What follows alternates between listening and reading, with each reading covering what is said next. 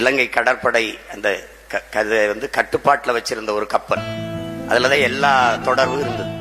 அதை தகர்க்கணும்.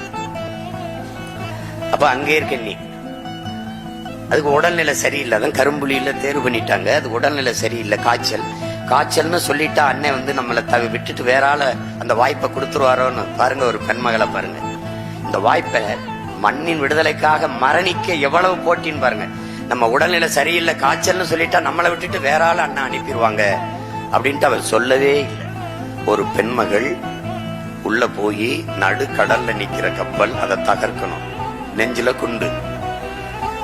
30 கிலோமீட்டரை 13 மணி நேரம் ஒரே மகள் அந்த குளிருக்குள்ள நீஞ்சி போய் என்ன எவ்வளவு மனத்திடம் இருந்திருக்கணும் பாருங்க, மன துணிவு இருந்திருக்கணும் பாருங்க. குளிர்ல நீங்கி போய் ஒரு மகள் சரியாக அந்த இரவு முடிந்த அடுத்த நாள் தொடங்குற 12 மணிக்கு உள்ள போய் வச்சு வெடிச்சு தகர்த்துட்டா கப்பலை. ஒரு மான தமிழ் மகள் அங்கேயர் கண்ணி என்கிற வீர மரத்தி செஞ்சிருக்கான்னா அவ வம்சத்துல வந்துட்டு நம்ம தயங்கினா எப்படி இருக்கு?